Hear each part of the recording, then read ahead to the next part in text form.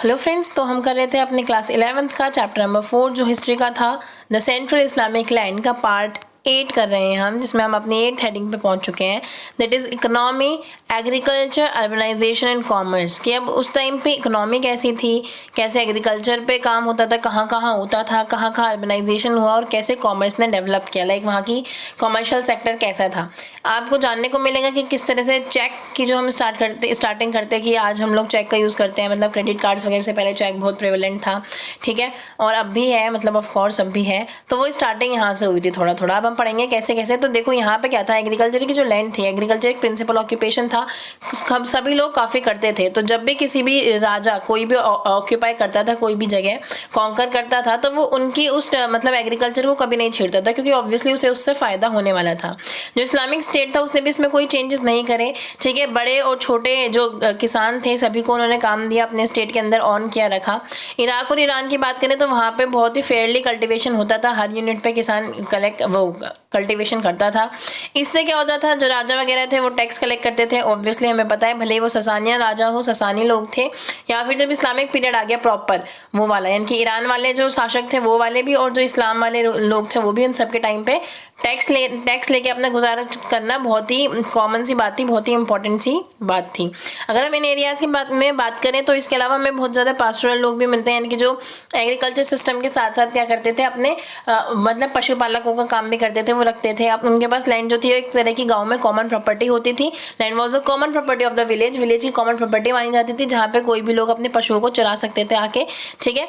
इसके अलावा जो है कि बिग जो बड़े बड़े एस्टेट्स है, वहाँ के जो ऑनर थे, जब उन्होंने इस्लामिक ने कॉन्कर कर लिया तो उसके बाद क्या हुआ था कि जितनी भी लैंड होती थी ना वो सब इस्लामी लोगों को दे दी जाती थी। मान लो कि कोई भी एक लैंड है, उसका कोई मालिकाना हक नहीं है, कोई मालिक नहीं है, या फिर जब इस्लामी लोग आए, ठीक है, तो उन्होंने उसे मतलब जीत लिया, उसके बाद जो यहाँ का मालिक था वो कहीं और भाग गया, तो ये वाली जो लैंड थी ना, ये लोगों को बांट दी जाती थी, इस्लाम के लोगों को, और खासकर उन लोगों को जो प्रॉफिट के परिवार के होते थे या जो खलीफाओं के परिवार के होते थे, उन्हें दे दी जाती थी वाली लैंड, ठीक है। तो लैंड की इंपॉर्टेंस तो बहुत ज़्यादा थी एग्रीकल्चर में, ऑब्वियसली होती है, हमने देख लिया। इसके बाद क्या थी, जो स्टेट था उसका ओवरऑल कंट्रोल था एग्रीकल्चर लैंड पे, कि कैसे भाई पूरा एग्रीकल्चर करना है, कैसे इनकम आनी है, लैंड रेवेन्यू कैसे कलेक्ट होना है, ठीक है, इन सब पे स्टेट का कंट्रोल होता था। इसके अलावा अगर आप देखो, जितनी भी ज़मीन पहले अरब की हड़प ली गई थी, अरब की जीत ली गई थी, अगर वो ज़मीन या फिर वो जगह वहाँ के लोगों की वहीं के लोगों को वापस दे दी जाती है, तो उन लोगों को हमें क्या देना पड़ता था, सरकार को क्या देना पड़ता था, टैक्स देना पड़ता था, कि तुम राजा को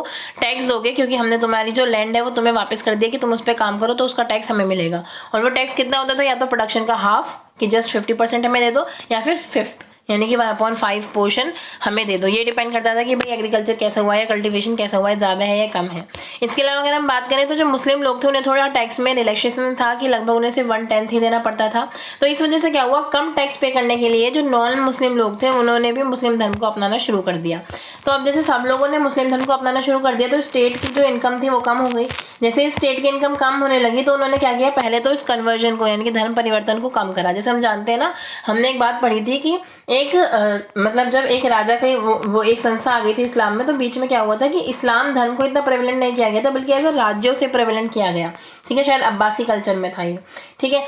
तो ये था ना कि अब्बासी या उमैयदा, जब आप रिवीजन करोगे तब आपको पता चलेगा, ठीक है। तो इसमें जो ये हुआ कि इन्होंने एज अ एम्परर अपने आप को जब इस्टेब्लिश करा, और ऐसा इस्लामिक धर्म नहीं करा, वो उस टाइम की बात है यहाँ पे, कि इन्होंने मुस्लिम धर्म परिवर्तन को भी एक तरह से डिस्करेज करा जब इनकी इनकम कम होने लगी थी। क्यों? क्योंकि मुस्लिम को सिर्फ देना पड़ता था 1/10 टैक्स, और बाकी सबको देना पड़ता था 1/5 या फिर 1/2, यानी कि आधा या 5th देना पड़ता था, मुस्लिम को सिर्फ 1/10।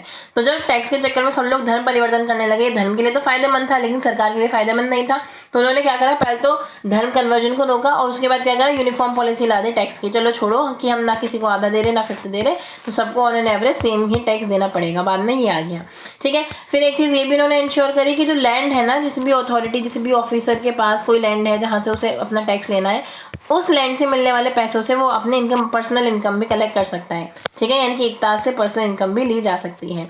अगर आप एग्रीकल्चर प्रॉस्पेरिटी की बात करो, वो डिपेंड करता था कि पॉलिटिकल स्टेबिलिटी कितनी है। अगर मान लो कोई कॉन्कर करता रहेगा इधर से उधर ज़मीनों को, तो फिर सामान्य जो लोग हैं वो भी खुश नहीं रह पाते, वो भी कल्टिवेशन अच्छे से नहीं कर पाते, तो जितनी पॉलिटिकल स्टेबिलिटी होगी उतना ही एग्रीकल्चर प्रॉस्पर होता है। तो अगर हम इसमें आगे की बात करें तो नाइल रिवर के पास देखोगे तो अच्छा खासा इरिगेशन सिस्टम था। नाइल रिवर जो आपको अफ्रीका के उसमें मिलेगी, ठीक है, नॉर्थ रीजन में मिलेगी। वहाँ पे डैम्स बनाए गए, कैनाल्स बनाए गए, कुओं को खोदा गया जिससे कि अलग अलग चीज़ें बनाई गई जिससे कि इरिगेशन सिस्टम अच्छा हो सके, गुड हार्वेस्टिंग हो सके, ठीक है। इसके बाद जो इस्लामिक लॉ था वो थोड़ा सा टैक्स में कंसेशन देता था उन लोगों के लिए जो एग्रीकल्चर के लिए लैंड करते थे। मतलब कोई लैंड है उसमें कुछ काम नहीं हो रहा है, अगर किसी किसान ने कहा है कि चलो मैं इस पर खेती करूंगा तो उसे टैक्स में भी रिलीफ मिलता था, कंसेशन मिलेगा। तो इसकी वजह से क्या हुआ, ऑब्वियसली जो लैंड कल्टिवेबल लैंड थी वो बढ़ी, लोगों ने ज़्यादा से ज़्यादा खेती करना शुरू करा। इसकी वजह से क्या हुआ, ज़्यादा टेक्नोलॉजिकल चेंजेस ना होने के बावजूद भी, नए नए टेक्नोलॉजी नहीं आई थी, फिर भी जो एग्रीकल्चर प्रोडक्शन था वो बहुत ज़्यादा हुआ। अब कौन कौन सी क्रॉप हुई आपको पता है, कॉटन है, ऑरेंजेस है, बनाना, वाटरमेलन, स्पेनिश, ब्रिंजल, ये सारी जो क्रॉप थी वो बहुत अच्छे लेवल पे बनी और एक्सपोर्ट की गई, इनकी प्रोड्यूस हुई और उसके बाद एक्सपोर्ट किया गया उन्हें यूरोप में, ठीक है। देखो यहाँ पे क्या आ रहा है कि यहाँ पे जो किसान है वो काम कर रहे हैं खेतों में, ठीक है, और इनके लिए जो खाना है वो यहाँ ट्रे में आ रहा है। तो देखो ट्रे में जब खाना आ रहा है यानी कि उन्हें घर जाके खाने का भी टाइम नहीं है, तो वो इतना लोग मेहनत करते थे। अगर हम इस्लाम के सिविलाइजेशन की बात करें तो यहाँ पे बहुत सारी सिटीज़ आई हैं, इनकी बहुत सारी सिटीज़ का ग्रो हुआ। अब ये सिटीज़ का ग्रो कैसे होता है, या तो धर्म की वजह से होता है या फिर एडमिनिस्ट्रेशन की वजह से होता है। तो आप देखोगे कि किस तरह से जो कॉमर्शियल इम्पैक्ट था वो, यानी कि जैसे व्यापार बढ़ा, फैक्ट्रीज बड़ी, फैक्ट्रीज तो नहीं कह सकते बट हाँ व्यापार बढ़ा, ठीक है, और साथ में जो धार्मिक रिलीजियस स्पॉट थे वो बढ़े, तो इसकी वजह से इनके जो शहर थे वो और भी ज़्यादा बढ़ने लगे। अगर आप बात करोगे तो शहर में रहता कौन कौन था, शहर में स्पेशली जो अरब सोल्जर्स थे वो रहते थे जिन्होंने लोकल एडमिनिस्ट्रेशन को फॉर्म किया था, यानी कि जो वहाँ के आर्मी ऑफिसर्स थे या कहते हैं उस टाइम के ब्यूरोक्रेट्स जो थे, ठीक है। अगर हम इसके अलावा बात करें तो जितनी भी गैरिसन सिटीज़ हैं, यानी कि जहाँ एग्रीगेरियन काम होता था, खेती वाला काम होता था, जैसे आप मतलब इजिप्ट को हिंदी में मतलब अरेबिक भाषा में मिस्र कहा जाता है, तो वहाँ पे स्पेशली वहाँ के लोग बहुत ज़्यादा पॉपुलर हुआ, वहाँ का एडमिनिस्ट्रेशन और वहाँ का जो शहर थे वो। इसके अलावा इराक के जो कूफा और बसरा जगह है वो, इजिप्ट की कैरी और फुस्तत, इन शहरों ने बहुत ज़्यादा डेवलपमेंट किया उस टाइम पे। और अगर हम बात करें तो जो अब्बासिद कैलिफेट थे, अगर आप उनके टाइम पे बात करोगे, जो हमारी वो थी क्या 800 के टाइम पे जो हमारी पॉपुलेशन थी, उसके अलावा जब बगदाद वहाँ की राजधानी बन गई उसके बाद की जो पॉपुलेशन हम देखते हैं तो पॉपुलेशन में एक ग्रैंड चेंज आता है। और पॉपुलेशन में वो ग्रैंड चेंज क्यों आता है, ऑब्वियसली जहाँ डेवलपमेंट होता है वहाँ पे लोग आते हैं, जुड़ते हैं, अपने आप को डेवलप करते हैं, वहीं पर रहते हैं, तो इस वजह से पॉपुलेशन में चेंज आता है और 1 मिलियन तक हमें इनकी क्या पॉपुलेशन दिखता है। देखो दमास्कस, इसाफन और समरकंद, ये कुछ ऐसे शहर हैं जहाँ पे क्या है लाइफ को बहुत ही ज़्यादा अच्छे से जीने की अपॉर्चुनिटीज़ आ गई थी। अभी आप आगे देखोगे कि किस तरह से समरकंद का जो रूट था वहाँ से मतलब व्यापार के लिए बहुत ज़्यादा रास्ता खुला हुआ था ईरान और इराक की साइड से। अगर आप बात करो जो पॉपुलेशन का साइज है वो क्यों बढ़ रहा था, इससे क्या हुआ कि क्यों मतलब किस चीज़ ने सपोर्ट करा प्रोडक्शन पॉपुलेशन के बढ़ने को, सपोर्ट किसने करा, फूड ग्रेन की प्रोडक्शन का बढ़ना, जैसे खाने की वो बढ़ेगी, रॉ मटेरियल्स का ज़्यादा से ज़्यादा निकालना, मैन्युफैक्चर होना, शुगर का, कॉटन का, अर्बन मैन्युफैक्चरिंग, ये सब जो बढ़ा तो इसकी वजह से क्या हुआ, लोगों की जो लाइफ है वो और ज़्यादा अच्छी होने लगी और इस वजह से क्या हुआ, लोग ज़्यादा मतलब उनका रिप्रोडक्शन भी बढ़ने लगा, लाइक बच्चे वगैरह पैदा होने लगे ज़्यादा, क्योंकि हेल्थ क्वालिटीज़ ये सब अच्छा हो जाता है। तो अर्बन नेटवर्क जो था वो बहुत अच्छे से डेवलप हुआ और टाउन के बीच का और इनका जो सर्किट था, लिंकेज था, वो बहुत अच्छा था, इसीलिए ये सब कुछ डेवलप कर पाए। अब देखो ये एक बोट है, बोट में क्या है लोग जा रहे हैं, इसके जो सेलर्स हैं यानी कि जो चलाने वाले हैं वो इंडियन हैं और जो जा रहे हैं वो अरेबिक लोग हैं शायद, ठीक है। तो देखते हैं कि बसरा से सेल हो रही है, ये जो क्रू मेंबर है इनकी जो जिसका बोट है वो इंडियन है और पैसेंजर इसमें अरेबिक है, जो सामान लेके जा रहे हैं गुड्स वगैरह। पानी का रास्ता सबसे ज़्यादा सस्ता होता है, सब जल्दी होता है, मतलब सबसे ज़्यादा जल्दी तो नहीं होता बट जल्दी होता है, सेफ़र भी होता है। उस टाइम के हिसाब से तो बहुत ज़्यादा सेफ़ था, सस्ता भी था और जल्दी भी होने वाला था, तो ज़्यादातर लोग ऐसे ही करते थे। ये जो फोटो ली है ये एक मुकम्मत से ली गई है। मुकम्मत क्या है, जिसमें जो राइटर होता है वो अपनी स्टोरी बताता है, कहीं भी आने जाने की नरेटर अपनी स्टोरी बताता है, तो वहाँ से ये फोटो ली गई है, ठीक है। और यहाँ पे क्या इंडियन क्रू मेंबर हैं और अरबी लोग जा रहे हैं अपना सामान वगैरह लेके। अगर आप इसके अलावा बात करो तो जो 2 बिल्डिंग कॉम्प्लेक्सेस थे, मैंने बताया या तो कल्चरल इन्वेशन होगा यानी कि घूमने फिरने की जगह होगी, घूमने आएंगे, या फिर इकोनॉमिक पावर बनेगी वो जगह। तो बेसिकली इनमें यही दोनों चीज़ें थी। जैसे इनकी जो ये था कॉन्ग्रीगेशनल मॉस्क था, मस्जिद अल जामी, इसमें बहुत सारे लोग आते थे देखने के लिए, दूर दूर आते थे जो श्रद्धालु होते थे, ठीक है। और जो सेंट्रल मार्केट प्लेस था इनका सुख, ठीक है, वहाँ पे रोज़ में लाइन बनी हुई होती थी बहुत सारी और मर्चेंट्स आते थे वहाँ पे, बड़ी बड़ी यात्राओं के बाद आते थे। यहाँ पे मनी चेंजर्स के ऑफिस थे, यानी कि अलग अलग जगह से लोग आएंगे तो मनी को चेंज भी तो करना पड़ेगा, हर इलाके में अलग अलग पैसा यूज़ होता था, ठीक है। तो एक पैसा बनाने के लिए वो मनी चेंजर्स के ऑफिस वगैरह ये सब बनती थी। अगर आप बात करो सिटीज़ क्या थी, सिटीज़ घर थी एडमिनिस्ट्रेटर्स का, यानी कि वहाँ एडमिनिस्ट्रेटर रहते थे, जो भी हमने देखा कि वहाँ पे आर्मी के लोग भी रहते थे जो लोकल एडमिनिस्ट्रेशन देखते थे। सिटीज़ किसके और किस किस का घर थी, स्कॉलर्स का, यानी कि जो पढ़े लिखे बुद्धिजीवी होते थे, मर्चेंट्स वगैरह रहते थे वहाँ, ऑर्डिनरी सिटीजन भी रहते थे, सामान्य लोग भी, सोल्जर्स भी रहते थे, ठीक है। और इसके अलावा जो लोग रहते थे वो साइड वाले इलाकों में रहते थे, मतलब इसके अलावा जो गरीब लोग समझ लो या फिर जो उस धन के रिगार्डिंग लोग नहीं रहते थे, ठीक है, जो ऐसे थे कि कुछ नॉर्मल सिटीज़न वगैरह, वो उन्हें अलग टाउन में जगह दी जाती थी, जो कि अपनी पर्टिकुलर मस्जिद, अपनी चर्च के आसपास, या फिर जो जूइश लोग रहते हैं तो अपने जूइश टेम्पल्स के आसपास वो लोग रहते थे। इनके आराम से, मतलब मार्केट से ही पब्लिक बाथ था, हमाम जिसे कहते थे, जो कि इंपॉर्टेंट मीटिंग प्लेस माने जाते थे। यानी कि जो ये पब्लिक बाथ वाली बात आप रोम में भी पढ़ते हो कि वहाँ का एक बहुत ही पॉपुलर पब्लिक बाथ था, ठीक है। तो ये सब चीज़ें डेवलप होती हैं, सबको तो फैसिलिटीज़ मिल गई, लेकिन कुछ एक वर्ग ऐसा होता है जो अर्बन पुअर्स का होता है। अर्बन पुअर्स का कौन सा वर्ग होता है, यानी कि एक तरह से समझ लो जैसे मुंबई में आपको बस्तियां देखने को मिलेंगी ना, लोगों की, गरीब लोगों की बस्तियां, तो कुछ उसी तरह का कुछ एग्जाम्पल टाइप समझ लो आपकी। जो अर्बन पुअर होते थे वो क्या कहाँ रहते थे, वो कुछ साइड में आउटस्कर्ट, यानी कि शहरों के किनारों पर रहते थे, बाहर की साइड रहते थे, कंट्री साइड, यानी कि बहुत ही दूर दराज वाले इलाकों में या फिर देहाती जगहों पर रहते थे। उनकी अलग से अपनी मार्केट्स होती थी, वेजिटेबल की हो, फ्रूट की हो, लेकिन थोड़ा सा अनक्लीन शॉप रहती थी, यानी कि वहाँ पे क्या था, वहाँ पे कोई ज़्यादा फैसिलिटीज़ वगैरह आपको नहीं देखने को मिलेंगी जितनी आपको मेन शहर में देखने को मिलेंगी। और वहाँ पे लोग वही टैनिंग यानी कि धूप वगैरह में काम करते रहते थे। इसके अलावा आपको शहर में कुछ धर्मशालाएं देखने को मिलेंगी जहाँ पे लोग आराम से रेस्ट कर सकते थे। सिटी गेट का जो डोर होता था, जब वो शट हो जाता था, इनकी गेट बंद हो जाता था शहरों का, अगर कोई ट्रैवल करके आ रहा है और शहर का गेट बंद हो गया है रात को या कुछ भी है, तो वो ट्रैवल करके अब आ जाए कहाँ, तो इसलिए धर्मशालाएं बनाई जाती थी जिससे जो ट्रैवलर्स थे उन्हें थोड़ा फ़ायदा मिल सके।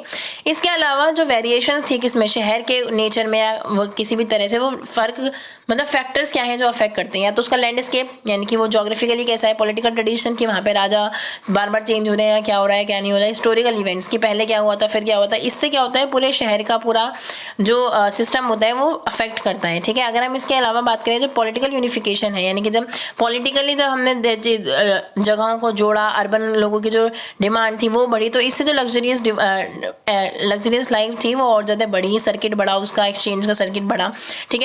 ज्योग्राफी ने जो मतलब उनका जो पूरा भौगोलिक इलाका था, मुस्लिम एम्पायर को बहुत ज़्यादा प्रमोट किया, बहुत ज़्यादा सपोर्ट करा। क्यों करा, क्योंकि उनका जो ट्रेडिंग जोन था ना, समुद्र से उस टाइम व्यापार होता था, और हम जानते हैं मेडिटेरियन सी के चारों तरफ था उस टाइम, ठीक है। इस्लामिक इलाका जब आप देखोगे तो आपका ये अरेबियन पेनिनसुला है, तो यहाँ पे समुद्र है, तभी तो वो पेनिनसुला बन पाया, ठीक है। और पेनिनसुला यानी कि 3 तरफ से पानी से घिरा हुआ है, तो सोचो आप कितना बढ़िया व्यापार होता था वहाँ पे। अगर आप अरब और ईरान की बात करो, जो ट्रेडर्स थे वो मैरीटाइम ट्रेड पे, यानी कि जो चाइना वाला रास्ता था वहाँ से बहुत अच्छे से वो कर सकते थे, व्यापार कर सकते थे, इंडिया और यूरोप के साथ, दोनों के साथ व्यापार कर सकते थे। इसके अलावा 2 मेजर रूट और कौन कौन से थे, रेड सी वाला भी इलाका था इनके पास, पर्शियन गल्फ वाला भी था अगर आप मैप में देखोगे।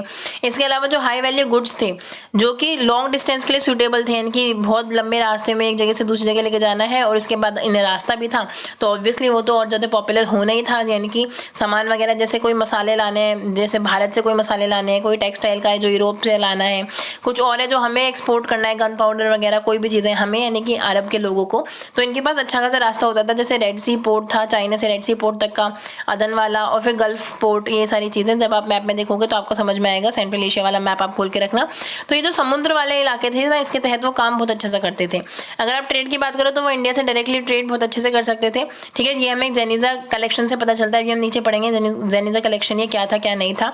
लेकिन अगर हम 10th सेंचुरी में बात करें, जो रेड सी का जो रूट है उसे बहुत ज़्यादा इंपॉर्टेंस मिल गई। जैसे ही जो कैरियो हमने शहर पढ़ा था ना इजिप्ट वाला, उसे वो बहुत ज़्यादा एक सेंटर पावर बन गया कॉमर्स का, ठीक है। यानी कि वहाँ पे व्यापार बहुत ज़्यादा बढ़ गया। तो जैसे ही इजिप्ट में व्यापार ज़्यादा बढ़ गया तो सारे जो ईस्टर्न गुड थे, इटली वगैरह के, वो सब वहाँ से जाने लगे, और इसलिए क्या हुआ, अचानक से जो व्यापारिक मार्ग था उसमें बूस्ट आया। तो अगर आप देखोगे कि जेनेजा रिकॉर्ड क्या है, जिसकी बात ऊपर करी जा रही है, तो देखो पहले पेपर नहीं था, लेकिन बाद में पेपर बनते हैं, और जब पेपर बनते हैं उसके बाद ये जेनेजा रिकॉर्ड लिखे जाते हैं। देखो पहले पेपायरस से होती थी, आपने रोम वाले स्टार्टिंग में पढ़ा था कि पेपायरस पेपर कहाँ था, कि नील नदी के पास एक पेपायरस का पौधा मिलता था, ठीक है, उसकी छाल से अंदर से उसे बनाया जाता था। लेकिन जो चाइना की अगर हम बात करें, चाइना ने सबसे पहले पेपर का प्रोडक्शन कर लिया था, पेपर को मैन्युफैक्चर करने स्टार्ट कर दिया था, तो पेपर पे उसकी मोनोपोली थी। लेकिन फिर इन्होंने क्या किया, मुस्लिम गवर्नर्स ने, ये भी इंटेलिजेंट थे कि भाई चाइना की थोड़ी ना मोनोपोली चलेगी, तो इन्होंने क्या करा, अपने कुछ क्या थे, लगभग कुछ जो चाइनीज़ इन्वेडर्स थे, लगभग 20,000 चाइनीज़ इन्वेडर्स को पकड़ लिया, अपने पास ही रख लिया, ठीक है। क्यों, उनमें उन्हें जेल में डाल दिया गया, जिनमें से बहुतों को मेकिंग पेपर्स आता था, इनकी पेपर बनाना आता था। और उसके बाद लगभग 100 सालों तक ठीक है। 100 सालों तक इस्लाम के उस समरकंद में जहाँ पे उसे बंदी बनाया गया था, समरकंद से पेपर का एक्सपोर्ट होता रहा, क्योंकि उन्होंने क्या पकड़ लिए थे, चाइनीज़ लोग पकड़ लिए थे। चाइनीज़ लोग पहले पेपर बनाने की मतलब जो तरीका था, प्रोसीजर था, उसे सीक्रेट रखते थे। जब उनके 20,000 इन्वेडर्स को पकड़ लिया गया, जेल में रख लिया गया, उसके बाद उनसे काम करवाया गया, उनसे टेक्निक पूछी गई। टेक्निक पूछी तो पूरा जो समरकंद था लगभग 100 सालों तक प्रोडक्शन का एक हब बना रहा पेपर का। उसके बाद क्योंकि इस्लाम में एक रूल होता है कि कोई भी अपनी मोनोपोली नहीं दिखा सकता, कोई भी महान नहीं है, इकलौता कोई महान नहीं हो सकता, तो इसलिए सबको ये आइडिया बताना ज़रूरी था। जैसे ये आइडिया फैला तो पेपर की जो प्रोडक्शन था वो एकदम से बढ़ गया, और जैसे ही पेपर का प्रोडक्शन बढ़ गया तो हर जगह पेपर का यूज़ होने लगा। पेपायरस तो बहुत ही कम यूज़ होने लगा। ट्रेडिशन था, एक कल्चर था, क्या किसमें,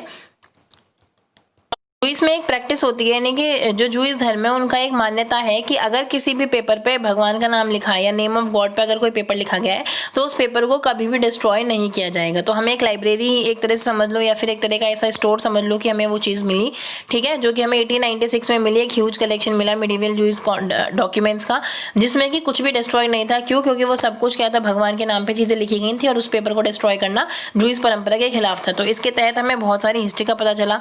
इसमें हमें बहुत सारी चीज़ें मिली, क्या कि कैसे कैसे व्यापार होता था, कॉन्ट्रैक्ट लिस्ट, फ्रेंड्स की लिस्ट, प्रोमिसेस, मतलब जो डाउरी देने के लिए प्रॉमिस किए जाते थे। इसके अलावा लॉन्ड्री की लिस्ट, कोई भी सामान लाने ले जाना हो, कोई भी अदर तरह की लिस्ट, हमें बहुत सारी लिस्ट मिली। इसकी वजह से हमें बहुत कुछ पता चलता है। किस भाषा में लिखी हुई थी वो? जूडियो अरेबिक में, यानी कि अरेबिक भाषा, जो कि हिब्रू लेटर के कैरेक्टरिस्टिक से मिलकर जूइस कम्युनिटीज़ के लोगों ने लिखा था, ठीक है। तो जूइस कम्युनिटीज़ ने बहुत ज़्यादा रिटर्न काम किया, उसके वजह से बचा के रखा, इस वजह से हमें बहुत सारी चीज़ें पता चलती हैं। और इसी से इंस्पायर होके एक राइटर हैं, ठीक है, कौन है? अमिताभ घोष। उन्होंने मतलब वो बहुत ज़्यादा इससे क्या हुए, इंस्पायर हुए, और उन्होंने भी जो इंडियन स्लेव है उसके ऊपर बुक लिखी अपनी, इन एन एंटीक लैंड, ठीक है। तो ये सारी चीज़ें आपको पता है। वैसे भी बॉक्स क्वेश्चन आंसर्स में ही आते हैं, लाइक बॉक्स दे रखा होता है आपको, तो आपको रफ नॉलेज ही चाहिए थी। अगर आप बात करें ईस्टर्न एंड्स की, तो ईस्टर्न एंड पे अगर आप बात करोगे तो ईरान के जो व्यापारी हैं वो निकले थे। ईरान के व्यापारी वहाँ से बगदाद होते हुए सिल्क रूट के थ्रू चाइना में, ठीक है। जब आप सिल्क रूट देखोगे ना तो पूरा ये ईस्ट जो सेंट्रल एशिया है वहाँ से ट्रैवल करता हुआ चाइना होता हुआ, और सारे इंडोनेशिया वगैरह वाले इलाकों में, इंडिया से होता हुआ अफगानिस्तान वाले इलाके में वापस आता है। तो ये जो सिल्क रूट वाला एरिया था, इन्होंने उसका बहुत ज़्यादा फायदा उठाया, ठीक है। वो क्या करते थे कि ईरान के व्यापारी निकले, कहाँ से? बगदाद से निकले सिल्क रूट के थ्रू, ओसिस सिटीज़, बुखारा से होते हुए, समरकंद से होते हुए सेंट्रल एशिया पहुँचते थे। वहाँ से चाइनीज़ गुड लेते थे, जैसे पेपर को लेके आना है या कुछ लेके आना है, ठीक है। उसके बाद इन्होंने अपनी जो इंपॉर्टेंट लिंक थी, मतलब वो स्थापित कर ली, और वो सामान लाने ले जाने वाला प्रोसेस पूरा शुरू हो गया। तो इसके अलावा क्या था, वो यहाँ से रशिया तक, ऊपर तक, यानी कि रशिया तक, स्कैंडिनेविया तक, यहाँ तक क्या ट्रैवल कर सकते थे, यूरोपियन गुड्स लेके आ सकते थे जब भी चाहिए था, जैसे फर वगैरह का व्यापार होता था, ठीक है। इसके अलावा जो दासों का खरीदना बेचना होता था, ये भी काम किया जाता था यहाँ पे। और अगर आप देखोगे तो यहाँ पे जो पेमेंट्स था, यानी कि इस्लामिक कॉइन्स का यूज़ किया जाता था पेमेंट के लिए, वोल्गा रिवर के पास, बाल्टिक रीजन में, ठीक है। जो भी यहाँ पे व्यापार होता था इसी रीजन में होता था, और मेल और फीमेल जो स्लेव्स होती थी उन्हें आराम से खरीदा बेचा जाता था, ठीक है। सुल्तान और खलीफाओं की कोर्ट के लिए, दरबार के लिए दासों को खरीदा और बेचा जाता था। इसके अलावा अगर आप बात करोगे फिस्कल सिस्टम की, तो फिस्कल सिस्टम यहाँ पे बहुत ज़्यादा इंट्रोड्यूस होता है जब हम देखते हैं कि व्यापार बढ़ेगा तो ऑब्वियसली मनी एक्सचेंज बढ़ेगा। और जब मनी एक्सचेंज की बात करोगे तो गोल्ड के कॉइन भी थे, सिल्वर के भी थे, और कॉपर के भी था। अब इन्हें ये चीज़ें कहाँ से मिलती थी, क्योंकि इनका जो शासन था वो बहुत बड़े इलाके में था, ठीक है। तो अलग अलग चीज़ें आती थी, जैसे गोल्ड आता था आपका अफ्रीका से, सिल्वर आ गया हमारा सेंट्रल एशिया से, ठीक है, और कॉपर आसपास बनी जाता था। तो ये जो प्रीसियस मेटल थे इनके कॉइन्स यूज़ होने लगे, यूरोप में हर जगह जाने लगे, ईस्ट के व्यापार में यूज़ होने लगे, ठीक है। अब क्या था, जैसे ही मनी की डिमांड मनी की डिमांड बढ़ते ही जितनी भी चीज़ें जो रिजर्व करके रखा था ना, पैसा जो रिजर्व कर रखा था लोगों ने, एक्यूमुलेट कर रखा था अपने पास, वो सब मार्केट में आया, ठीक है। देखो जैसे ही सेविंग मार्केट में आएंगे तो क्या होगा, ऑब्वियसली जो कॉमर्स है उसे बहुत ज़्यादा स्पीड मिलेगी, यानी कि जो आपका पूरा व्यापारिक वाला इलाका था उसे मतलब पूरे सिस्टम को और ज़्यादा बूस्ट अप मिलेगा। तो वो बूस्ट मिला। और मुस्लिम वर्ल्ड का जो सबसे ज़्यादा योगदान है इकोनॉमिक लाइफ में वो क्या है, एक चीज़ का invention, that is letter of credit, जिसे आप चेक कहते हो, और मतलब अरब के में बात करें तो सक, जहाँ से शब्द निकल के आया है चेक, ठीक है। अब ये जो क्या है लेटर ऑफ क्रेडिट क्या था, एक तरह से कि इसकी वजह से क्या होता था कि एक स्टैम्प्ड पेपर होता था कि हमने इतने की पेमेंट कर दी और हमने इतने की पेमेंट ले ली। इसकी वजह से जो व्यापारी होता था उसे एक जगह से दूसरी जगह कैश लेके नहीं घूमना पड़ता था या कॉइन्स लेके नहीं घूमने पड़ते थे। तो इससे जो रास्ता हो गया वो साफ हो गया, सेफ हो गया, ठीक है। कोई डेंजर का मतलब दिक्कत नहीं रही। व्यापारी और बैंकर अब बिना मनी को ट्रांसफर करे व्यापार कर सकते थे, और यही आज के चेक के रूप में है जो कि इतना ज़्यादा पॉपुलर होने लगा। अब जो ये चेक था या कह दो लेटर ऑफ क्रेडिट था, वो किस लिए काम आने लगा? अब ये जो खलीफा थे वो भी यूज़ करने लगे थे इसे, अपने जो लोग हैं उन्हें सैलरीज देने के लिए या फिर उन्हें अपने पोइट्स को रिवॉर्ड देने के लिए, मिनिस्टर्स को कोई रिवॉर्ड देने के लिए, तो ये भी लेटर ऑफ क्रेडिट का यूज़ करने लगे। इसके अलावा अगर आप बात करो कि यहाँ पे जो मर्चेंट्स वगैरह थे वो फैमिली बिजनेस आराम से करते ही थे, ठीक है। जो मर्चेंट्स होते हैं उनका काम है, कस्टमरी है, इनकी ट्रेडिशन चला रहा है फैमिली बिजनेस करने का, तो वो तो करेंगे। साथ में क्या था कि इन्होंने अपने जो पार्टनर्स थे यानी कि जो अपना व्यापार था वो बड़े लेवल पे फैलाया, जिसकी वजह से क्या था, कुछ ये नहीं होती कि कॉर्पोरेट्स के कुछ शेयर्स लोगों के पास होते हैं, ठीक है, कि इतनी बड़ी कंपनी है, पूरी कंपनी को एक इंसान तो चला नहीं सकता, तो उसके शेयर्स होते हैं, अलग अलग लोग खरीदते हैं, ठीक है। तो शेयरिंग वाला सिस्टम भी यहाँ से शुरू होता है। कैसे कि जो अलग अलग व्यापारी थे, ठीक है, और जो अलग अलग लोग थे जो घूमते फिरते रहते थे, व्यापार करते थे, उन्होंने क्या करा, अपने कुछ शेयर्स खरीदे, कुछ मतलब पार्टनर्स बना लिए एक तरह से, जिसका प्रॉफिट और लॉस दोनों एक तरह से एग्रीड प्रपोर्शन में लेंगे। लाइक किसी ने कहा कि मैं 90% का शेयर रखूंगा, किसी ने कहा 5% का, किसी दूसरे ने कहा 2% का, और किसी ने कहा 3% का। तो ऐसे ये 4 पार्टनर्स हो गए, तो प्रॉफिट होगा चाहे लॉस होगा, तो ये भी 90% का हकदार है, ये 5% का रहेगा, ये 2% का रहेगा, ये 3% का रहेगा। तो इस तरह से शेयर्स होते हैं। जब आप कंपनी के शेयर्स की बात करते हो तो ये भी वहाँ से स्टार्ट होता है हमारा पूरा सिस्टम, ठीक है। अगर हम इसके अलावा बात करें, जो ये जो इंटरेस्ट बियरिंग ट्रांजेक्शन्स थे, यानी कि जो इंटरेस्ट के साथ ट्रांजेक्शन होते थे, जैसे ही क्या हुआ कि एक जगह से दूसरी जगह व्यापार होने लगा, ठीक है। अगर मान लो आज की बात करें तो डॉलर है एक जगह और एक तरफ है रुपी।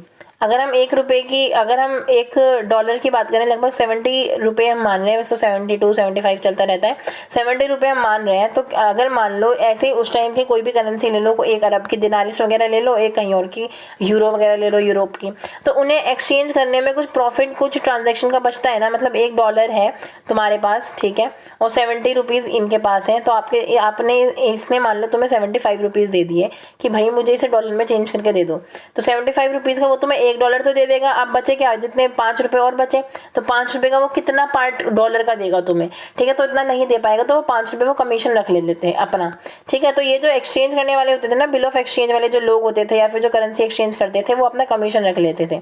और उस कमीशन की वजह से क्या हुआ, ये जो बोरोइंग मनी था, एक तरफ की कॉइन से लेके दूसरी तरफ की कॉइन में जो बोरोइंग चलती रहती थी, इस वजह से जो कमीशन होता था वो मारते थे बीच वाले लोग, ठीक है। और यहीं से बिल ऑफ एक्सचेंज का कॉन्सेप्ट निकल के आता है, जो आप इकोनॉमिक्स में अपनी 12th में आप बेसिकली मैक्रो इकोनॉमिक्स में पढ़ोगे। ऐसे ही व्यापार की बहुत सारी स्टोरीज हमें बहुत सारी टेल्स में मिलती है, यानी कि जो कहानियाँ लोग एक दूसरे को सुनाते हैं, जैसे 1001 नाइट जो कि अलफ लैला व लैला जो बुक्स हैं, जो स्टोरीज़ हैं, टेल्स हैं, हमें उनमें बहुत सारी मिलती है कि किस तरह से जो मिडिवल इस्लामिक टाइम था, सोसाइटी थी उस टाइम की, वो कैसे काम करती थी। और इन स्टोरीज़ में खासकर फीचर किया जाता है, खासकर रखा जाता है कुछ व्यापारियों को, कुछ सेलर्स को, यानी कि जो जहाज़ के सेलर्स होते हैं, कुछ दासों को, व्यापारियों को, मनी चेंजर्स को, क्योंकि ये बहुत बड़े इंपॉर्टेंट प्लेयर बन चुके थे उस टाइम पे, ठीक है, कॉमर्स के उसमें। अगर आप अलादीन वगैरह देखोगे तो उसमें भी थोड़ा इस्लामिक रीजन दिखाते हैं, तो आपको हमेशा जहाज़ वगैरह वाले सीन तो देखने को मिलेंगे, व्यापारी और स्लेव्स वगैरह भी देखने को मिलते हैं, ठीक है। तो इसी के साथ आपका ये पार्ट 8 खत्म होता है। फिर हम पार्ट 9 देखेंगे, जिसमें हमारा लगभग लास्ट टॉपिक है वो चैप्टर का, और फिर हम देखेंगे एक लास्ट वीडियो में जो कि हमारा क्वेश्चन आंसर प्लस समरी होगा पूरे चैप्टर की, एक साथ समरी, जो हमारा पार्ट 10 होगा, ठीक है। तो इसी के साथ bye bye, take care, good luck, stay safe, stay home.